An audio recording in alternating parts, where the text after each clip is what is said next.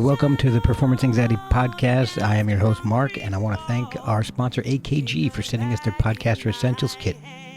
It comes with the Lyra mic, which is amazing, and a very comfortable set of headphones. It's all you need to start your own podcast affordably and quickly. Lizzie Edwards of Lizzie and the Makers is my guest, and we were having a really fun talk when we were rudely interrupted by an uninvited guest. We were talking about music literally being in her DNA, how she had created and booked a blues festival featuring her band when everyone but Lizzie decided to quit 2 weeks before the show. That led to meeting Greg McMullen and the formation of Lizzie and the Makers. They've been going strong for 10 years now and have a new album coming out in September. Lizzie describes it as a love letter to David Lynch. I don't know about you guys, but that's enough for me to be interested. There's a lot of great stories here, like playing in a cover band with a bunch of lawyers and her dad, getting Reeves Gabrels involved in the new album, and having TikTok performance anxiety. So follow the band at Lizzie and the Makers on social media, order the new album at lizzieandthemakers.com, follow us at Performance ANX on social media. Merch is available at performanceanx.threadless.com, including shower curtains. We happily accept a cup of coffee at ko-fi.com/performanceanxiety. So buckle up and pay attention because this one comes full circle. Here's Lizzie Edwards of Lizzie and the Makers on Performance Anxiety, part of the Pantheon Podcast Network. Okay, what am I going to say? What's my band name? What's my name? Right, that's right. Liz and the Doers. Hi, this is Lizzie Edwards from Lizzie and the Makers, and I am on Performance Anxiety talking about our new album set to drop September 2021 with the lovely Mark Shea. Hi. Hey, how you doing? I'm good. How are you? Good. Thank you for coming on. This is going to be fun. Yeah, thanks for having me. Oh, of course. The way I like to kind of start things is to kind of figure out or learn more about where you came from, because I think that'll help us understand and appreciate the new album a little more. Of course, yeah. So, what I want to find out about is growing up. From what I've read, you had almost no choice but to become a musician. It's literally in your DNA. Yeah, it is. My father was a guitarist, and then his parents were classical musicians. So his father was an opera singer. Oh, wow. And there was a classical harpsichordist. Oh, wow. That's impressive. Yeah, but it's interesting. I was never actually told to be a musician. I just kind of took a class, and my parents, wanted me to choose that for myself. And I just did. It just came naturally. So, wow. So, yeah, I guess, yeah, I had a choice, but I didn't really have a choice. Right. You start off with piano, right? You're studying piano, I think I read. Yeah. So I think I was about 4 years old, and I went to a kid's music class. And after class, I noticed one of the kids was staying behind to take piano lessons with the teacher. And I was really jealous. And I said, I want to do that too. So yeah, I started with piano and then went to music school. And so I had to take a lot of theory classes. And in these classes, you do a lot of ear training and singing as well. And then that's how I kind of transitioned from piano to singing eventually. Oh, okay. So it wasn't automatic. It wasn't something that you were just doing anyway. Yeah. I mean, I guess, I had noticed that when I was doing choral work and stuff like that, people would turn to me and say, "Oh, you actually have a good voice." And I thought, "Oh, okay, cool." And I enjoyed doing it, but it wasn't something I initially set out to pursue or make my main instrument in any way. So. Wow. Okay. Oh, that's interesting, because your voice is incredibly powerful.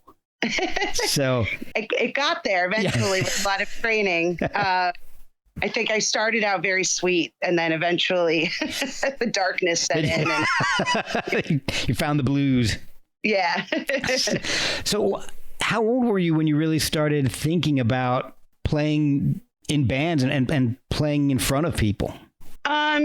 In middle school and high school, I was always in the musicals, and I really enjoyed that. Okay. But it wasn't until college that I thought, oh, maybe being in a band would be cool. Maybe I could actually do this. I thought of myself as a musical theater singer or a classical singer, not really a rock singer or a singer in that format. And my first band, I think freshman year, I was like, oh, this is a lot of fun. Yeah. When I graduated college, I thought, you know what? I still want to do that. I don't want that fun to end. So that's all. Yeah. I don't want the fun to end. And that's why I started drinking. Yeah. There you go. So it's not Makers. Sorry, but. Oh, that's okay. It's Buffalo. Got endorsement yet. So. Oh, well. Buffalo Trace. Buffalo Trace is great. I love Buffalo Trace. Oh my gosh. It's hard to get around here. So I'd savor it. And it's a good price, I would say, for the quality. Oh, absolutely. Yeah. Absolutely. And they make this stuff called White Dog. I don't know if you've had that. I don't know if they're still making it, but it's like the mash that they make the whiskey with. They separate that and they sell that. Oh, wow. I didn't know that. Oh, it is really good. It's called White Dog, and it's kind of like whiskey, but it's a lot sweeter. It's delicious. I finished the last bottle I had of that, so I gotta go find some more. Oh yeah, it's so good. But all right, so back to music and not booze. Although we can talk about both. It's fine. So what were you listening to growing up that really influenced you? Who was really catching your ear in your influential stages? Well, when I was younger, I'm sorry, I'm distracted because it's really humid and I can't tell if my refrigerator is making a noise or if I have a mouse in my apartment. So I'm sorry.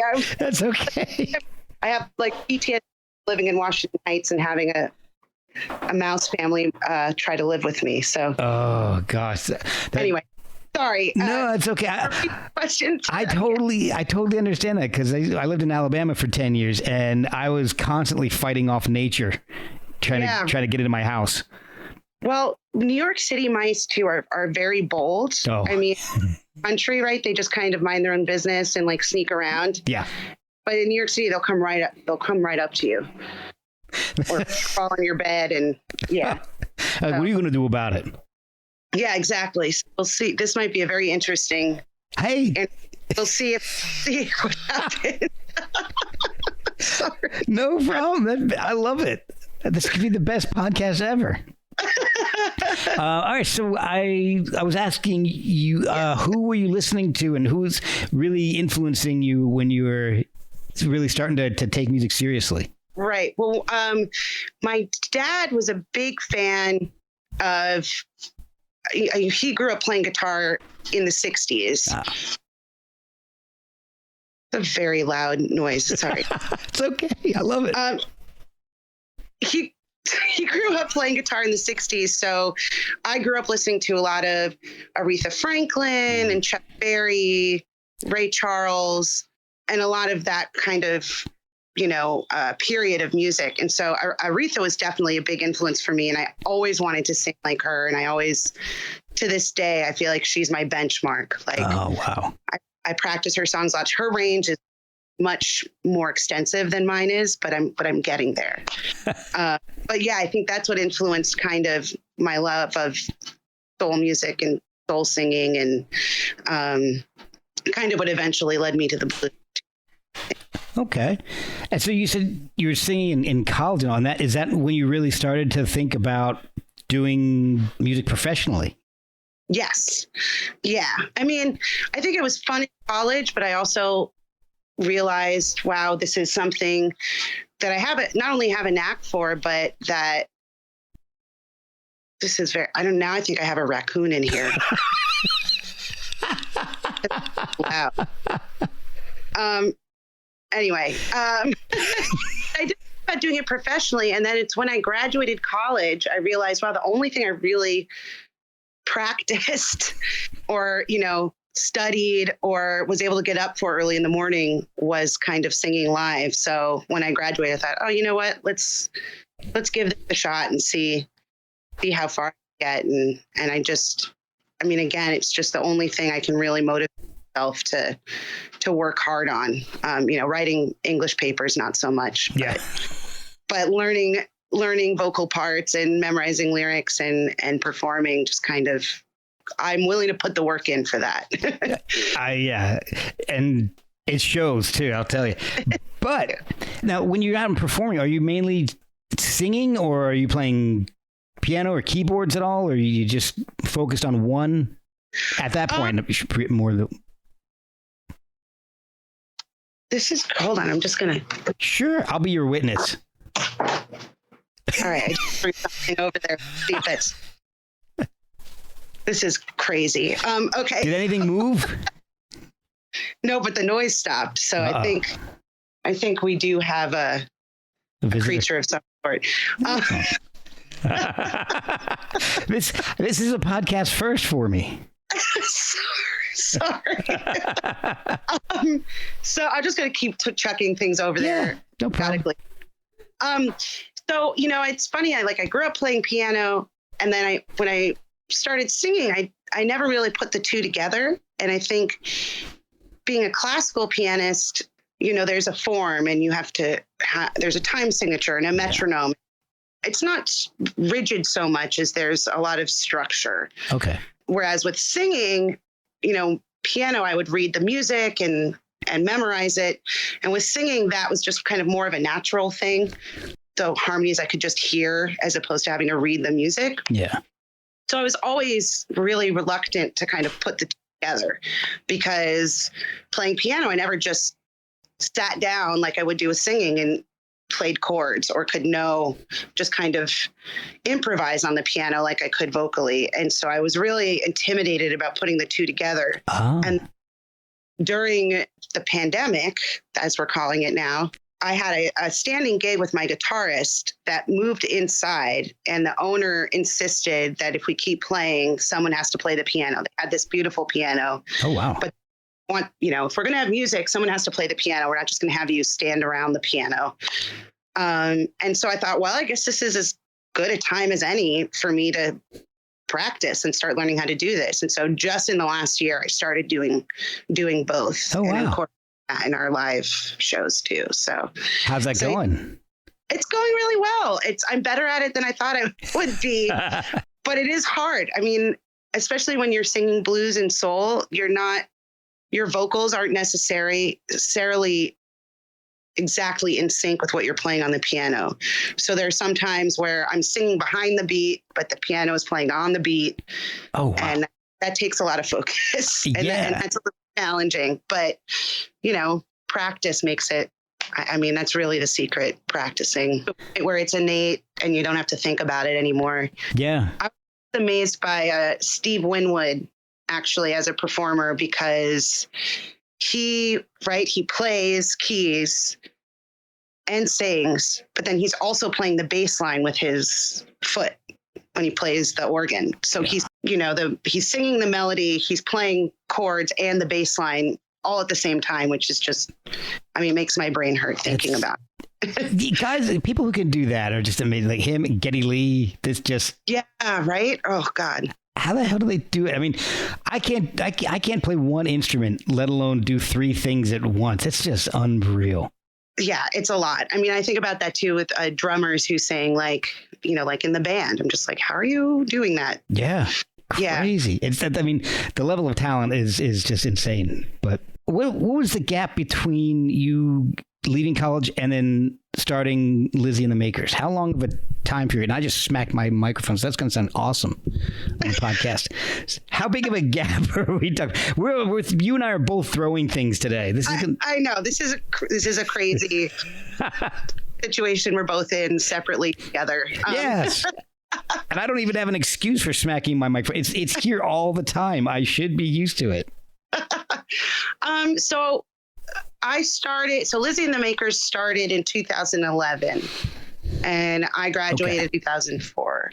Okay. So people do the math, you'll know how old I am now. But we can bleep out one of those dates. Okay. 2000 bleep. So there was a pretty big gap, and I sang in a couple of cover bands at first.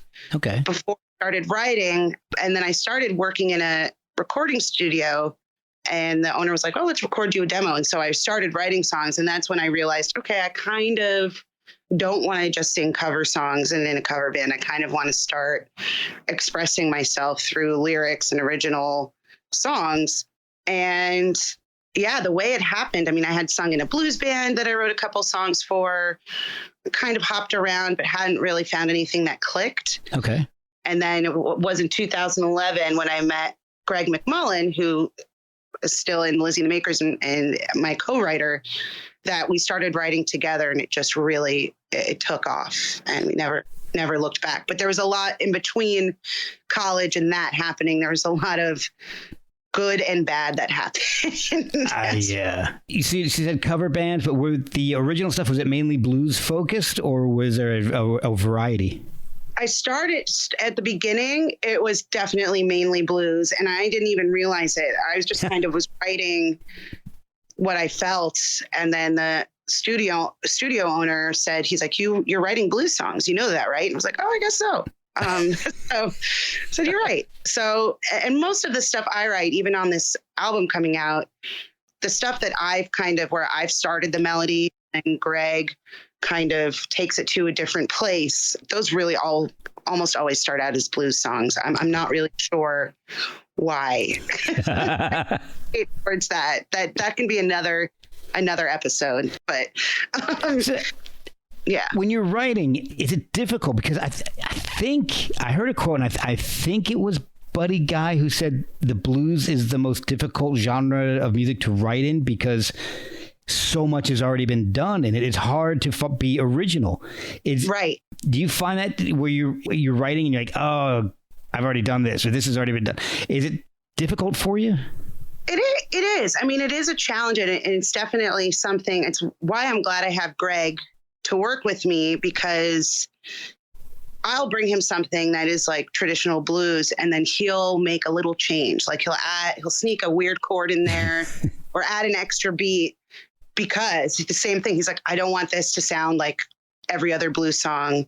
I want to make this our own and make it, have these little unexpected turns in the song. So that is something we definitely focus on, because blues in A, like how many blues songs in A are there, and what can you really do to make them sound like yours and not like everything else? Music in general is derivative, right?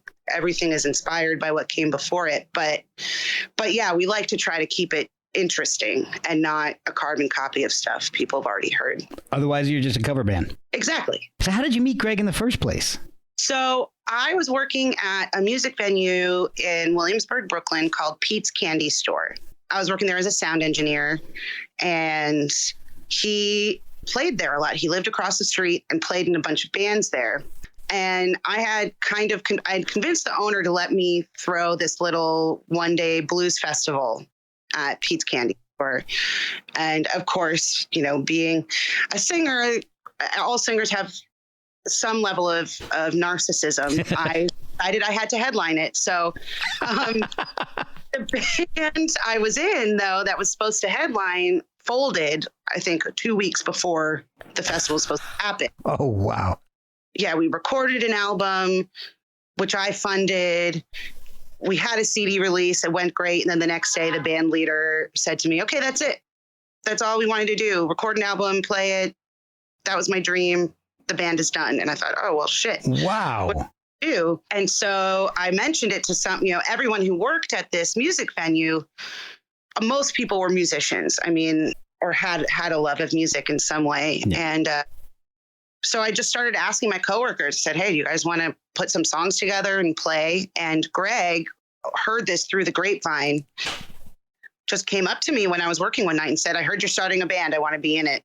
And wow. I said, I haven't even heard me sing. How do you know I'm any good? He said, I have a good feeling that you're good. So let's do this. And, it started out as just something we're going to do for fun. But then we tried writing and it just worked, and we never stopped. So yeah, so that's how it happened. There was no like online, Craigslist ad to audition band members or anything like that. Nobody got murdered.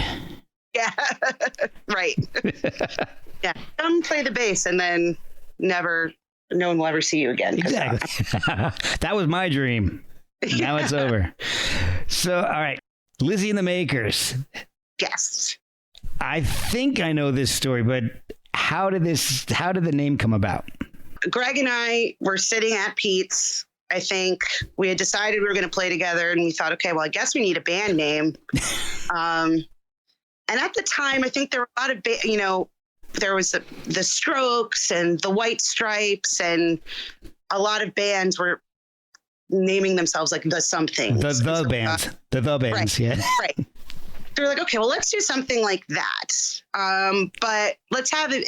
But it was Greg's idea. He said, well, it should be Lizzie and the Somethings. Your name should be in there. And I said, okay, cool. So we're sitting at the bar and just having a drink and looking at the liquor shelves. And we just start going down the line of whiskey bottles. And we're like, Lizzie and the Jamesons, Lizzie and the Doers, Lizzie and the Bullets, Lizzie and the Knob Creeks, Lizzie and Lizzie and the Knobs would have been right. Lizzie and the Knobs. I don't know. And then Lizzie and the Makers. We're like, oh, that has a good ring to it. All right, let's go with that. And I mean, at the time too, we were kind of doing it tongue in cheek and really had no intention of having this band last beyond this one gig. Wow.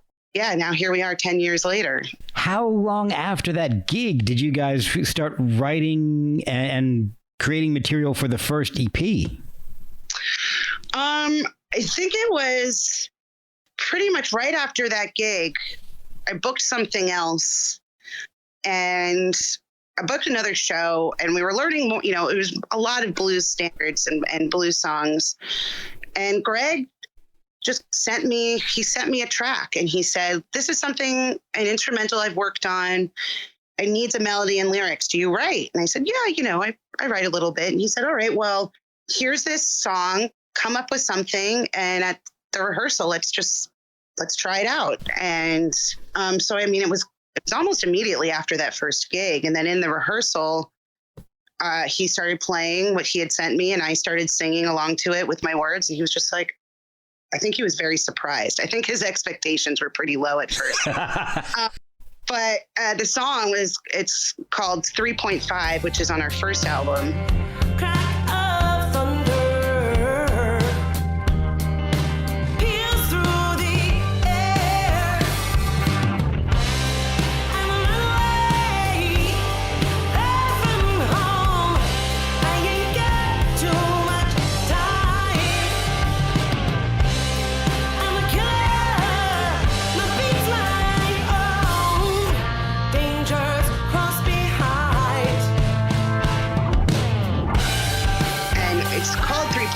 Because it's actually like the third song Greg sent to me to work on. Oh, and okay. like just named, the file name was like song 3.5. So we're very good with our song names, but yeah, that just worked. And then we thought, okay, let's go with this. And we've really grown together as songwriters. I mean, his writing improved, mine has improved. So yeah, everything happened really organically, which just doesn't really happen with bands. You hear stories about rock bands and fighting and people quitting, fired, and kind of kept going with the flow. And I don't know. Bands, getting together, writing an album, and then dissolving. Yeah, I mean, that happened to me before the Makers. Yeah, exactly. The band that you have right now, it's got a hell of a pedigree. I mean, so I'm looking at who Greg's worked with. Chris Whitley. I mean, unreal. Reeves, Gabrels. And I get her name wrong all the time. Michelle Indigacello. I think you said that right. I hope so, because I've said it like 7 different ways. Trixie Whitley. Yeah. Twilight Singer. I love the Twilight Singers. I love Greg Dooley and Mark Lanigan. Let's see. Glenn Branca. I love that kind of stuff. Yeah. And that really, all of those I guess Greg's resume really speaks to his playing and songwriting style, right? Because he's got Chris Whitley and that blues background, but then he's also played pedal steel and more kind of country-ish bands. But then with Glenn Branca, I mean, that's just totally off the wall avant-garde. Oh yeah, I love that. Coming in any song. So I mean, all of that really makes up Greg and his songwriting brain, which I love. So and the rest of the band, I mean, Steve Williams on drums, he's played with Sade and Digable Planets, the keyboardist Rob Cloris, Black Crows, Brett Bass played with Greg Allman, Regina Spektor, Bernie Worrell. I mean, it's just, this band you've got going is just unbelievable. I know, they're pretty great. And then you with this voice, it's just incredible. The first song I heard by you guys when we were first trying to hash everything out was Mojo Hand, and that is killer. Let's grow weary. The night smolders beyond the grave of broken glasses. Spirit exhales and bodies blasted. I got a bad boyfriend's mojo hands. Yeah, keep it in the kitchen with the busted band. Oh, let a night wraps around. Now's the time to get down.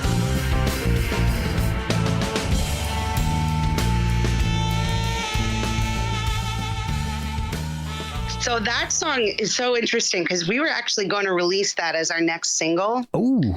We're releasing a different one instead, but I think we will release that one. But it's so funny. People love that song, but it's 7 minutes long. It's just kind of like, we dare be that bold and release a 7-minute single.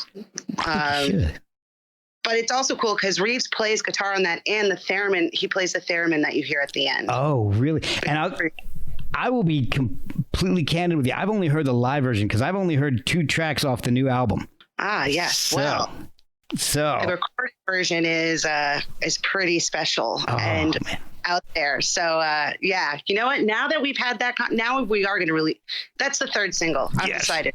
Yes. Help me decide that. All right. Well, because that's another song that, like, it's not traditional. It's not. I mean, it's in 7. It's a 7-minute long song in 7. Oh wow! And I think, the question is, do we release something that everybody can kind of relate to and sing along to, or do we release something that's just totally bizarre? And I like the bizarre. So I gathered that because I know you and Greg are both big Pink Floyd fans. Yes, huge. Yes. And I heard a little bit about that on the Meanwhile EP, which I liked. That was so cool. It's got this great Southern rock country feel to it, but there's that little homage to Pink Floyd in Blue Moon. Yes. Oh, yes. See, yes, you got that. Yes. The moon is rising up to the sky. Up ahead is devastation. Films cloud my eyes. There's a stain on my rear view. I have to strain to look behind. I can't read music. I can't play music, but I can hear it. Yes. I think that's the most important part, being able to hear it. Well, I like to think so. Being in this, talking about music and having actual artists on, it makes it a little easier. We'll be right back after a word from our sponsors. With so many different influences in the band, is it hard to kind of wrangle the sound? Are you guys going for a specific sound? I know it's blues based, but and Pink Floyd is definitely blues based, but there's a lot of other stuff going on. I think what we really strive to do, or what, maybe I'll phrase it this way, what we try not to do is go into writing a song with some kind of contrived idea of how it's going to sound in the end. Okay. We really, everything is just like an idea one person has, and then everybody just builds off of it. I don't write the big part for Brett and tell him what to play. I don't tell Steve what to play, or Rob. And so I think as a result, because we do it that way and everyone has their own little musical input into the songs, in the end, it comes out and you hear these influences. I think if we went in there thinking like, oh, we're going to do a Pink Floyd song that has pedal steel, we want it to sound country. And I mean, it would just be a mess, and it would lack authenticity. But because of the way we do things and because we kind of let people just write their own parts and play what they feel, I think that's what makes it work in the end. And then, like you said, because of everybody's resume, pedigree, all of those influences just come out naturally. So yeah, I mean, I think there have been times where I've sat down thinking, and I've thought, oh, I want to write a song that sounds like this, and it's terrible, and it comes out really badly, and we never play it again. And, because if it's forced, it's just, it lacks that, I don't know, that individuality, and it doesn't really have our fingerprint on it when we do it that way. Yeah, So, it doesn't have the soul. right. Yeah. So in the songwriting process, is it all collaborative, or are you or Greg coming in with an idea and just telling everybody else to let's work around this idea? Or Usually what happens is it starts with me and Greg, and it'll be one or the other. I mean, there have been a couple instances where we sit down and write together from the very beginning. But a lot of times it'll be something like I wake up in the middle of the night and hear a melody, and I record it in my voice memos, and then wake up the next day and send it to Greg, and then he'll write around that. Or sometimes, he wakes up in the morning. He's really good at waking up early in the morning and just playing and improvising. wow, And then some riff will come out and he'll send it to me, and I'll think, oh, I'm really digging that. And I hear a melody. But generally it starts with me and Greg in one way or another. And then once we have a few ideas together, we'll call the band in. Usually it's Brett and Steve first. And we send them the demo, we show up to rehearsal, and then they just play. And awesome. we get each other. So, it's not perfect. There are some times where I'll have suggestions, but, and then Rob is always the final layer, where he just kind of punctuates everything with this, I don't know, he gets the weirdest sounds out of that keyboard. He's not just there like playing organ or just playing piano. He's really listening to the song and figuring out how to fill different spaces. But yeah, I don't know how we're all on the same wavelength. I hope it lasts forever. I dread the day that something doesn't work out or we're not on the same page. But I don't want to think about that, because I love your sound. Thank you. I've always been a big blues fan ever since I was a teenager, and really started to get into it. And the sound you guys have is so cool. I love the country influences and the rock influences. It's just, like you're saying, it's hard to be original in the blues, and you guys do a really great job of it. Thank you. It's funny too, because Brett will tell you, every time I try to book us blues shows or like get us into a blues festival, Brett's just like, but we're not a blues band. He's like, the songs we play aren't traditional 12-bar blues, but it's there, it's in there. Oh yeah, it's undeniable. Yeah. He and I will argue about it. So you guys are set to release, you've released 2 singles now off of a new album. So I want to find out a little bit more about this whole new album, because 2020 was so screwed up. Yeah. When did you guys start writing this album? Was it before everything shut down or during it? Yes, we actually finished recording it in December of 2019. Okay. I was wondering, because I saw some live performances with Mojo Hand and all from like 2 years ago. I'm like, yes. Yeah. And I mean, I think we started writing a lot of these songs in like 2017. oh, and yeah. by 2018, we were ready. We had picked the songs we wanted on the album. That's when we met Mario. I mean, it takes, I think we finished writing all the songs maybe a year before we even started recording them. Wow. But yeah, I mean, Greg and I have both moved, I think, 5 times since we started writing these songs. And Wow. yeah, we don't rush things. I'm jealous of very prolific songwriters. There are songwriters out there that will just write 40 songs and then have to pick just 12 to go on the album. And we're a little more, we enjoy the process, and I think we're just we're thoughtful with every choice we make, which makes it take a little longer. But yeah, so yeah, everything was done before COVID, which I'm glad about. I also was worried about it because I thought, oh God, are we going to be able to relate to any of these songs after this crazy year? That's a good point. I didn't even think of that. Like, now having gone through this thing, are we different people? I mean, we are, do we have different points of view? Is that lost? Do we have to go in and rewrite songs or write new songs so that today in our post-pandemic world, these songs fit somewhere in the atmosphere, and listen back to them, they just take on a different meaning. I think they're all very malleable, and maybe they meant one thing when we wrote them, but I can hear how they apply to things we went through during the pandemic, afterwards. I think a really good song can be like that, where it doesn't have just one meaning. It's not just current when it comes out and then nobody can relate to it anymore. It just kind of changes meaning as you change, as the listeners change, and everyone can take something different away from it. So, but I was worried about that. I was like, oh God.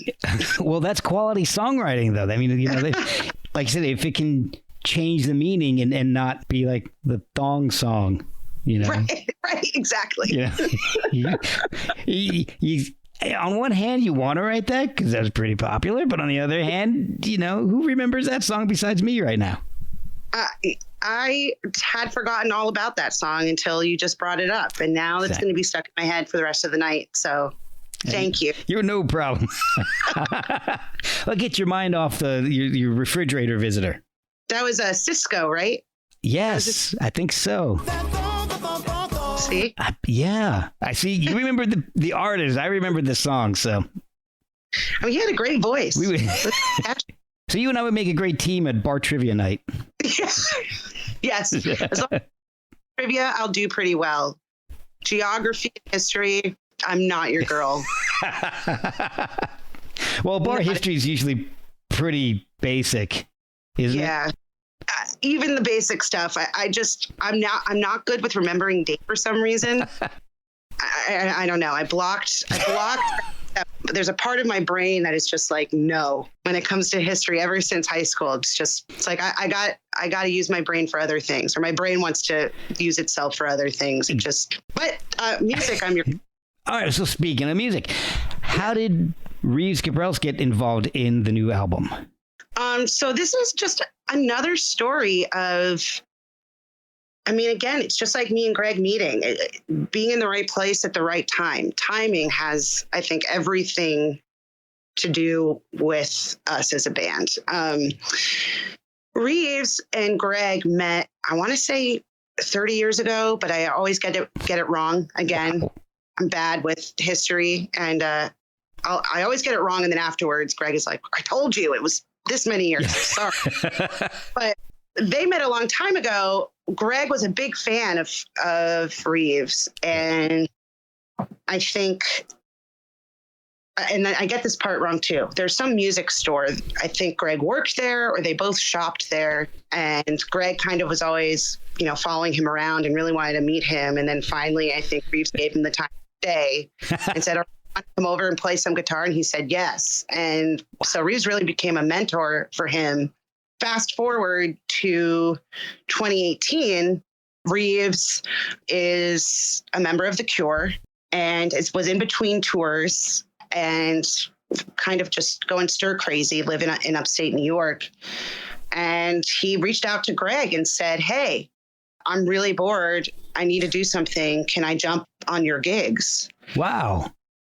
And I was like, yes. Go to that? Of course you can. Yeah. Did 3 shows in a row with Reeves. And then he just liked our music. We liked him. We opened for him a couple of times. And he was the one who kind of said, here's how it goes. Now I remember. He invited Mario J. McNulty to one of our shows. And Mario and Reeves had worked together on a David Bowie album.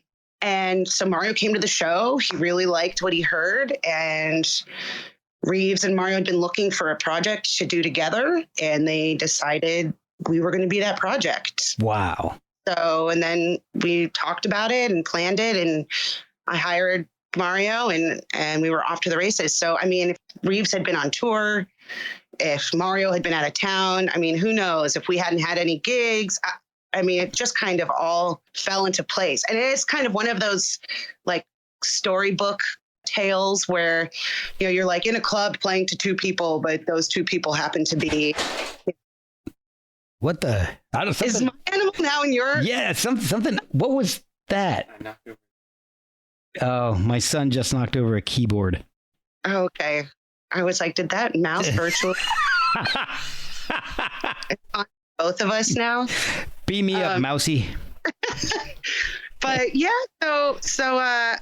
yeah, I mean, it just kind of worked out. I still can't believe it. I still kind of have to pinch myself and be like, how are these people working with me? Even in the studio, I was sure you want to be here, spend time doing this. I don't get it, but cool. I'll take it. What it does to me is it just reinforces what I think about the band is how unique you guys sound in a genre where it's hard to be unique. Because if you've got these 2 guys who heard you and said, I want to be involved in this, then, it's something special. It's something different. It's not just like, 12 bar blues. It's different. Right. And they definitely were the last, I think, like the missing ingredient in our musical recipe. There was just something missing. And the 2 of them, with the tiniest tweaks and the smallest suggestions, I think really brought all of the songs exactly where we wanted them to be. And they're both like weird music too. So. Oh yeah. I love Reeves stuff. I've got some of his solo work and it's incredible. Yeah, he's amazing. I text with him sometimes and I'm like, I'm texting with Reeves. Oh, he's really funny. He's got humor. Very dry. Oh, that's awesome. Man. So you released 2 singles, Mermaid and Lover by Proxy, and I've only heard Lover by Proxy a couple times because I just heard it today. I just got the link today to hear it, and it's so good.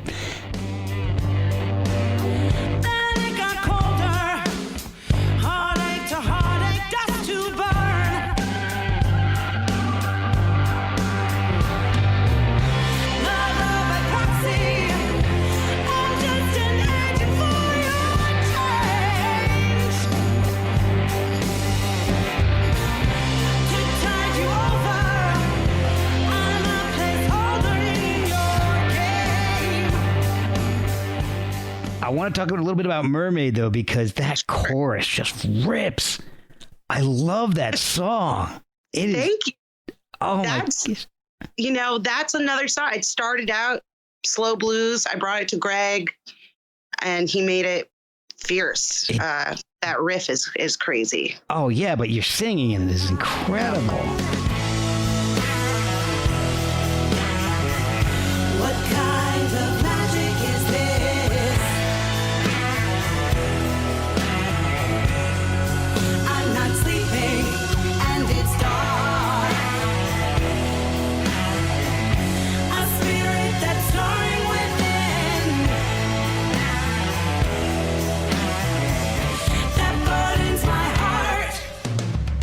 Part is okay too.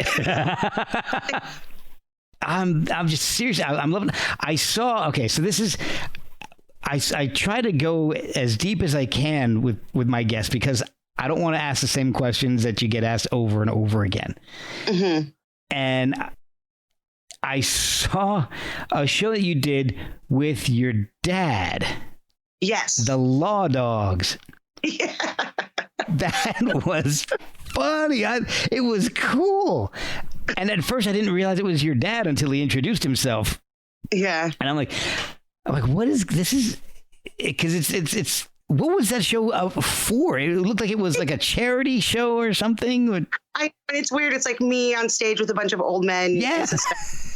What has happened? So there's an organization called Law Rocks. Okay. And it's a battle of the bands. And each band is sponsored by a law firm, and everyone in the band has to be a lawyer, but each band is allowed one ringer. One. And so basically it's a battle of the bands, and you get the firm to donate money, and then you pick a charity. So the band that wins in the end, all the money goes to their charity. I mean, and each charity ends up with money. In fact, actually, all the charities get money. It's just the band that wins in the end gets to play an extra song or something like that. Oh, cool. And, it is kind of, when I first heard about it, I'm like, this is a weird idea. Like, why does anybody want all these lawyers in one place at the same time and playing music? Yeah. But there are a lot of lawyer musicians out there, and some of them are not too bad. Yeah. And so it's something my dad and I started doing. And he just became, obsessed with it. And then decided, well, we're never going to win because he would always complain his firm wouldn't give him enough money for us to be able to say we won in the end. Yeah. I mean, people vote too. It's a whole weird thing. Lawyers. So he was like, for the rules, I'm going to have Greg play too. I'm going to have multiple ringers, and we'll be disqualified every time, but we'll still raise money and we'll sound better than anyone else. And it was like, great. Oh, I love your dad. Yeah. So, and we just kept doing it, and we would argue, he's my dad, so we love each other, but at rehearsals we would argue. He'd say, are you sure that's the right key for you? It sounds too high. And I'm like, actually, make it even higher. I can sing that high, and stop bossing around and blah, blah, blah. And then we play the show. And so, yeah. Well, I could hear behind that. I could hear some of that between the songs when you and your dad's trying to introduce a song, and you're like, they don't need to know that. Yeah. And I'll give you credit because I don't know that I could stand up on a stage and sing ZZ Top's Tush with one of my parents on the stage with me. Yeah, well, that's the funny story behind that song, and it really made my mom mad. But when we played that show, I mean, it was the Me Too era.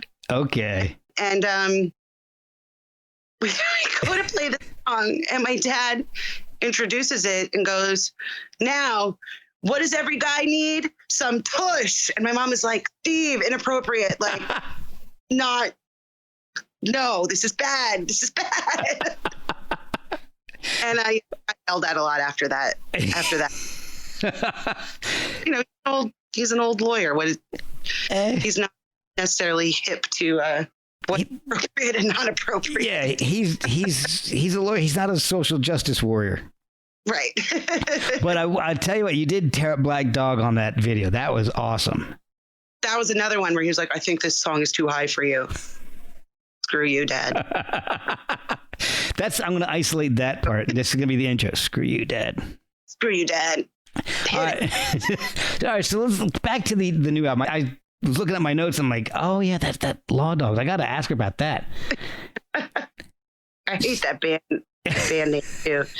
And he made T-shirts that had a picture of my little brother's dog and a hot dog, and then Law Dogs on the top. Oh, geez. I have like 30 of them. I'll send you one. I would wear it. I would absolutely wear that. The most ridiculous shirt I've ever seen. But. So, Mermaid and Lover by Proxy. Yes. Are those written out of experiences, or are those just something that came out of your head? I mean, those are, I guess, both. Those are things that kind of came out of my head while I was going through some stuff. So okay. Mermaid was definitely, I mean, that one, I wrote all those lyrics sitting at a bar, Pete's Candy Store, of course, plays a very role in our band's history. You know, the lyrics in that song, right, when I say, was walking, it had just rained, and I noticed I was looking around, like the clouds were purple. It was like this dark sky and the clouds were purple. And so I just started writing stuff down as I was walking around and kind of lamenting the loss of this partner that I guess I was more into than he was into me, which is a story of my life. But I can be very intense, I think. But no. And so even the words just like homemade dynamo and a two-hearted pale boy, right? So two-hearted pale boy, it's Bell's IPA. Just a tap at the bar. Homemade dynamo. They had homemade Fireball they were selling, which is disgusting, but wow, switched out. You know, so a lot of it is stuff that I was just observing and writing down, but I was writing them kind of in the haze of this failed romantic experiment. So yeah, I don't know. That came out of my head, but inspired by stuff I was actually going through. And same thing with Lover by Proxy. It's about the same person. And I was pissed. Mermaid, I was sad. Lover by Proxy, I was pissed off. I get that. What can like I said, I haven't had a chance to hear the whole album yet. What can we expect with the rest of the album? There are some songs in there. I mean, Mojo Hand, for example, is not autobiographical. Well, actually, that's a lie. I just lied to you. It actually was inspired by Greg had a girlfriend who passed away. Oh, wow. And she had given him a Mojo Hand, which is like something from New Orleans that she had sent him that you keep in a box and you're supposed to keep it in your kitchen cupboard and it wards off evil spirits and like bad juju. And so that's the dead boyfriend's Mojo Hand. But the lyrics on that are purely like fantasy. So there are some songs like that are more stories that don't have anything to do with us that I would say are more along the lines of like a Pink Floyd song. They're dreamy and like fantastical and all that. I read that you were very influenced by David Lynch. Yes. So, I mean, I would just say, actually, if the one thing that ties all of these songs together is I feel like everything we wrote like we were going to play it on that stage in Twin Peaks for the band. So everything is a little eerie, a little murdery, like a little sad, melancholic. So you don't have like just a happy rock song and like, yay, I love her, she loves me, blah, blah, blah. You know, it's very, we wrote this album for, I would say this is like our love letter to David Lynch. Oh, wow. And just like in his movies and shows, right, there's definitely a retro aspect to what he does. Oh, yeah. But then aliens show up. So it's like, yeah, a lot of the past and a lot of the future and the in between. And I think that is kind of describe this album. Lots of love songs, lots of breakup songs about dead friends. Yeah. Normal stuff. Actually, in one song, Waiting for the Teeth, I talk about catching a mouse with a wooden mousetrap. So that is so appropriate. That's fantastic. It's all coming together. It's all coming full circle. I love it when shows come full circle. It makes me feel good.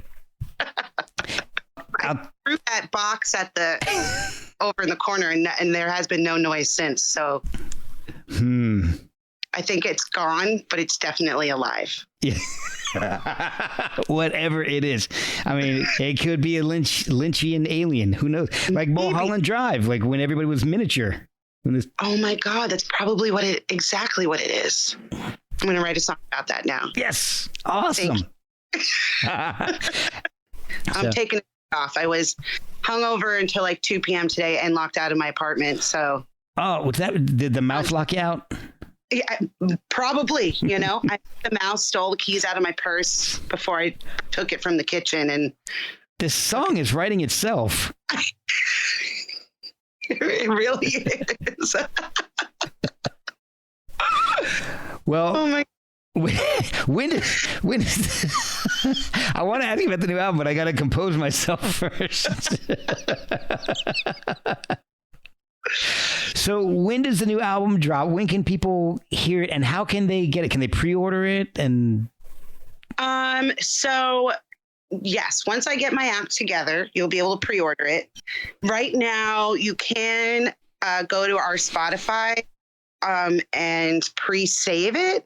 okay, And the album will be released in September 2021. We will release another single called Mojo Hand that we just decided, you That's and I right. decided we did executive Probably. decision. in August. And yeah, hopefully we'll have a big album release show. Reeves will come down and play with us, and we'll sell a bunch of merch. And yeah, we actually, the album, the hard copies of the album are being made right now. So as soon as awesome. they're ready, we'll start the pre-orders, which will probably be on our website, Which is www.lizzieandthemakers.com. excellent. All right. And is there a social media presence that people can follow you? Yes, we're on Instagram, Facebook, Twitter, TikTok, though I don't really tweet, and I make a TikTok video once every 4 weeks. I said to someone, one of my friends, I said, I think I'm just too old and it just takes too much time. And he said, no, you just don't care enough. And I'm like, you're right. I really just, I don't know. TikTok and it's a work in progress. I'm too old for TikTok for sure. My kids love TikTok, and they're teenagers. You're supposed to post like 3 times a day, editing these videos, making them interesting. And they're all dancing. And dancing. And it's just like, I don't know. I don't get it. I have performance anxiety when it comes to TikTok. Anybody out there has any advice for me, or maybe wants to help me run my TikTok, I'm game. That's not me. Yeah, maybe my niece can help me. She's 14. That's like TikTok age. Right? That is absolute. Okay.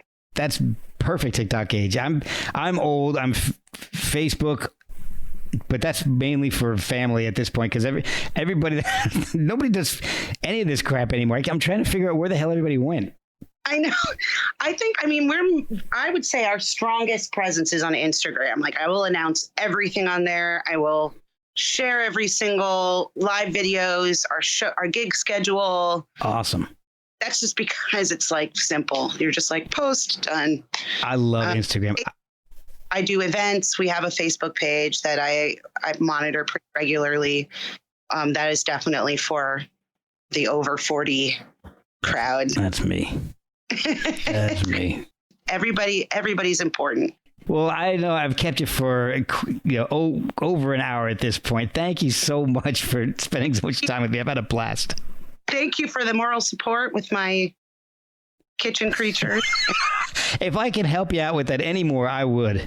I'll let you know what comes out. I think it's in the oven. Oh. I'll let you know. Well, that's easy to take care of. Well, yeah, right? Fry the sucker. Just turn it on. Kill the mice. Hey, you know what? I'm with you on that. I hate mice. Oh, they're so gross. And attention stealers. I'm trying to do it. They're so assholes.